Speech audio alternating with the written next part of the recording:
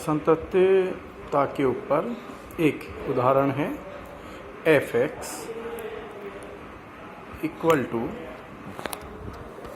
इस प्रकार से फलन परिभाषित कर रखा है f(x) इक्वल टू 1 यदि x परिमेय हो, रेशनल हो, -1 यदि x अपरिमेय हो। तब हमें सिद्ध करना है कि यह फलन सदैव असंतत होगा। इसको सिद्ध करने के लिए माना a कोई स्वच्छ वास्तविक संख्या है। अब दो केस हो सकते हैं। केस फर्स्ट अपन मान लेते हैं जब a परिमेय संख्या है। तब अब जब परिमेय है तो जब x परिमेय है तो f(x) का मान है 1। तो a जब परिमेय है तो f(a) का मान है होगा 1। हम जानते हैं कि प्रत्येक परिमेय संख्या के प्रतिवेश में, नेबरहुड में अनंत अपरिमेय संख्याएं होती हैं। ठीक, माना a प्लस h अत्यंत सूक्ष्म धनात्मक राशि है। माना a प्लस h a के प्रतिवेश में कोई अपरिमेय संख्या है। हमने बताया ना कि प्रत्येक परिमेय संख्या के प्रतिवेश में अनंत अपरिमेय होती है। तो a प्लस h को अपन ने क्या माना, कोई अपरिमेय संख्या है। तब f(a plus h) equal to -1, क्योंकि जब x अपरिमेय है तो f(x) का मान क्या हुआ, -1। यहाँ a प्लस h क्या है, अपरिमेय संख्या है, तो f(a प्लस h) क्या हुआ, -1। तो देयरफॉर f(a प्लस h) संततता से निकालते हैं लिमिट की परिभाषा, limit h tends to 0 f(a plus h) equal to limit h tends to 0 f(a plus h) का मान ऊपर से -1, तो यहाँ -1 रख दिया इसके स्थान पर, तो वैल्यू आई -1। तो therefore f(a plus 0) is not equal to f(a). अतः इस स्थिति में फलन f बिंदु a बिलोंग्स टू r पर असंतत है, परंतु a स्वच्छ वास्तविक संख्या है। कोई सी भी वास्तविक संख्या ले, स्वच्छ है, फलतः f r पर सर्वत्र असंतत है। अब दूसरी स्थिति में अपन क्या लेते हैं, माना a कोई अपरिमेय संख्या है। तब f(a) इक्वल टू क्या हो जाएगा, -1, क्योंकि जब x अपरिमेय है तो f(x) का मान है -1। यहाँ a अपरिमेय संख्या है तो f(a) का मान क्या हुआ, -1। पुनः हम जानते हैं कि जैसे परिमेय संख्या के प्रतिवेश में अनंत अपरिमेय संख्याएं होती हैं, ऐसे ही प्रत्येक अपरिमेय संख्या के प्रतिवेश में भी अनंत परिमेय संख्याएं होती हैं।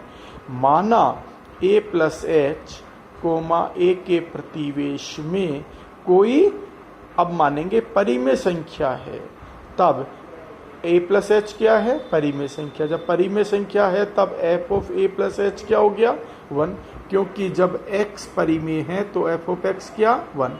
यहाँ a प्लस h क्या है, परिमेय संख्या है, तो f(a प्लस h) क्या हुआ, 1। तो देयरफॉर f(a प्लस 0) जिसका मान अपन निकालें, limit h tends to 0 f(a plus h), और f(a प्लस h) क्या है, 1। तो implies limit h tends to 0 1 और ये 1। तो therefore f(a plus 0) is not equal to f(a), अतः फलन f बिंदु a पर असंतत है। एक उदाहरण और लेते हैं संतत फलन के लिए ही, कि एक उदाहरण है, सिद्ध कीजिए कि फलन इस प्रकार से अपने को परिभाषित कर रखा है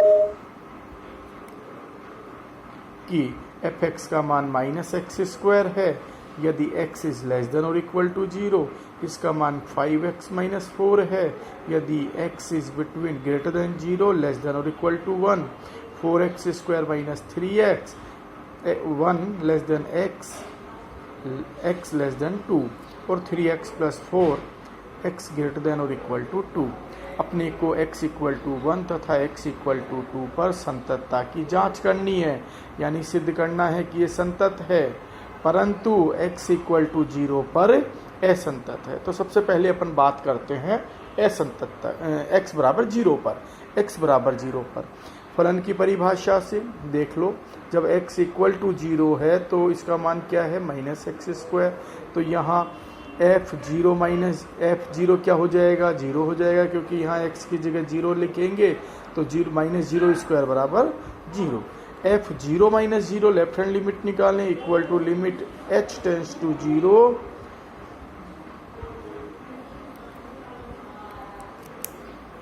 h tends to 0 f0 minus h बराबर minus h square, h tends to 0। तो ये इसका मान आ गया माइनस एच स्क्वायर और h की जगह लिखा जैसे 0 तो वैल्यू 0।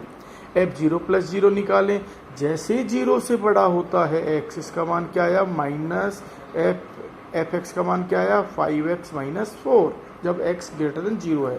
यह 0 से बड़ा आएगा, limit h tends to 0 f0 plus h, 0 से बड़ा है तो वैल्यू आएगी 5, 0 प्लस h माइनस 4, h की जगह 0 लिख दिया, माइनस 5 इंटू h की जगह 0 लिखा तो 5, ये 0 हो गया, माइनस 4।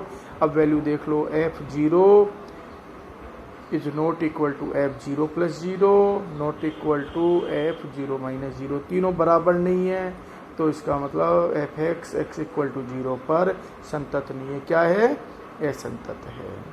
अब x इक्वल टू 1 पर देखें, f1 माइनस 0 निकालें, x इक्वल टू 1 पर संततता की परिभाषा से f ऑफ 1 जब x का मान 1 के बराबर है तो यहाँ x की जगह 1 लिख देंगे, 5 into 1 minus 4 equal to 1।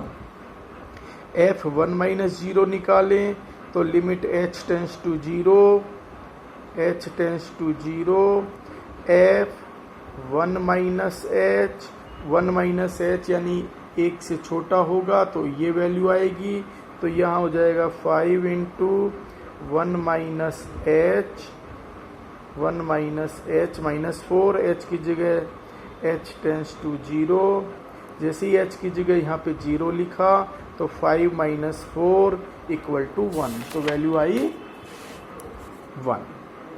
f1 plus 0 निकालें तो limit h tends to 0, f1 plus h equal to limit h tends to 0, जैसे ही x 1 से बढ़ा गया, x का मान 1 से बड़ा हुआ तो वैल्यू fx का ये लिखना है। यहाँ x की जगह क्या है, 1 प्लस h है, क्या है 1 प्लस h है, तो जहाँ जहाँ x है वहाँ क्या लिखेंगे, ये लिखेंगे, तो क्या वैल्यू आई, limit h tends to 0 4 1 plus h का whole square minus 3 1 plus h, इसको हटा दो है ना बीच वाले स्टेप को। तो अब h की जगह अपन ने 0 लिख दिया तो 4 माइनस 3 इक्वल टू क्या आया, 1 आया। तो therefore f of 1 minus 0 equal to f1 plus 0, इसका मतलब fx x इक्वल टू 1 पर संतत है। इसी प्रकार